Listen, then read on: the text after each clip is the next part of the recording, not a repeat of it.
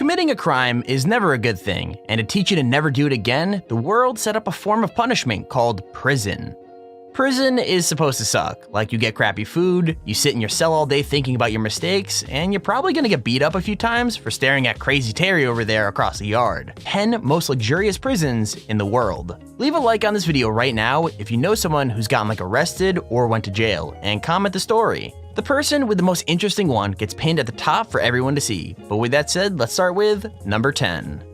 A prison where inmates live in brightly painted bungalows, shop at the supermarket, and cook their own meals might sound totally fictional, but it's how it works at Bastøy Prison in Norway. Prisoners are given their own rooms, allowed to go fishing or swim in the sea during free time, and go to school as well as work. It might sound unfair, but the country actually has the lowest reoffending rate of any European country, because inmates feel like they get to learn how they should live once they're released. Instead of scaring people out of committing crimes again, teaching them how to live better lives sounds a lot better, and it seems to be working too.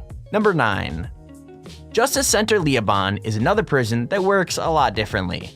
I mean, the inscription on the wall says, "All persons deprived of their liberty shall be treated with humanity and with respect for their inherent dignity of all human person." And that pretty much tells you all you need to know. Prisoners live in cells with private bathrooms, kitchens, and even a balcony, and each room has a small outside relaxation space. All in all, 13 prisoners could live there at once, and as you could probably guess, demand is pretty high. That's my only problem with a prison like this. I mean, what's the point of trying to stay out of jail when realistically for a lot of people, life actually might be better in jail? Number 8. Addywell Prison in Scotland is a dedicated learning prison, which means inmates are judged on how ready they are to re-enter society, not how much work they do or how quiet they keep. In fact, each inmate has to do 40 hours of productive skill building a week, which means that for them, learning is pretty much a full-time job. Their cells are actually pretty nice too. Every single one of them has a desk and a computer to help them with their learning. Number 7. Okay, so I'm gonna absolutely butcher the name of this one, but the JVA Fuhlsbüttel prison in Germany is another place that looks more like a boarding school than a jail. I mean, the building is actually really beautiful, and each prisoner gets a full-size bed, private toilets and showers, a couch, a desk, and a table. They even get access to a conference room and recreation room to help them swap their unhealthy interests for healthy ones and learn what interests them for when they get out. Number 6. So we all know that prisoners are supposed to change and get better while they serve their sentence, but this time the actual prison did too.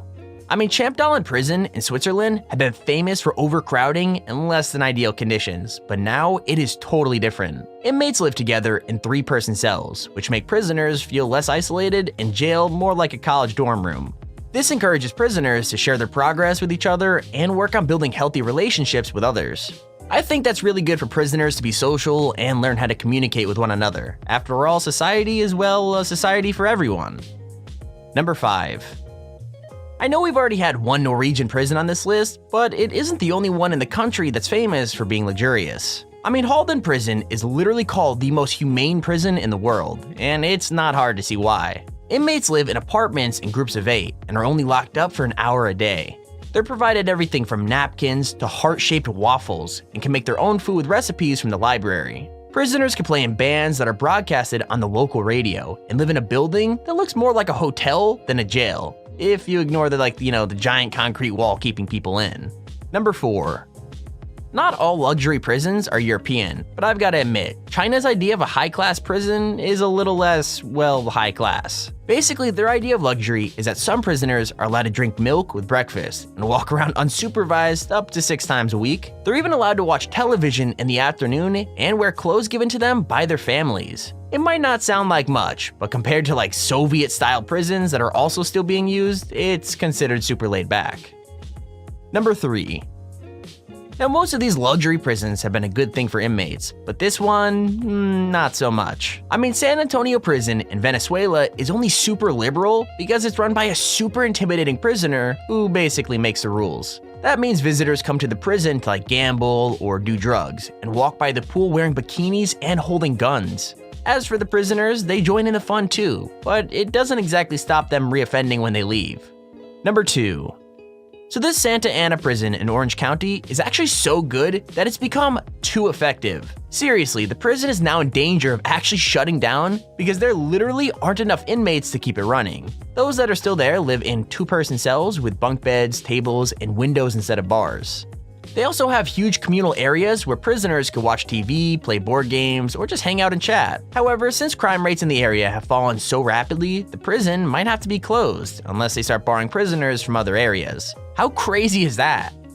Our honorable mention spot is a little bit controversial, and I'd really love to hear what you guys think in the comments. Basically, Aranjuez prison in Spain allows kids to live with their mom and dad in prison, but that means they also get locked up. To be fair, kids are only allowed to stay there until they're like 3 years old, and then they are sent to live with another family member outside of jail. Until then though, parents can learn how to actually be parents, and the kid doesn't suffer because they weren't able to bond with their mom or dad from an early age. Another really good thing to mention is that it also means that they don't grow up in a life surrounded by stuff their parents clearly aren't mature enough to handle, like drugs, alcohol, or violence. Number 1. This is another prison that is luxury not because the government wanted to help prisoners, but because there's a huge amount of corruption behind bars. Like the Pondok Bamboo prison in Indonesia allows rich inmates to sleep on double beds, receive spa treatments in their rooms, have karaoke parties, or even have maids wait on them 24 hours a day. That already sounds bad, right? Well, it gets worse when you know what the prison is like if you're not so wealthy. Non-rich inmates sleep on the floor of concrete cells without any bed at all, sometimes with over 12 of them crammed into one room. So yeah, technically this is like a luxury prison, but you really don't want to be here unless you're super rich. And there's a video on the top 10 most luxurious prisons in the world. If you enjoyed the video, make sure to leave a like and subscribe, it's free. But anyways, thank you guys so much for watching, hope you enjoyed, have a beautiful rest of your day, and we'll see you all in the next video.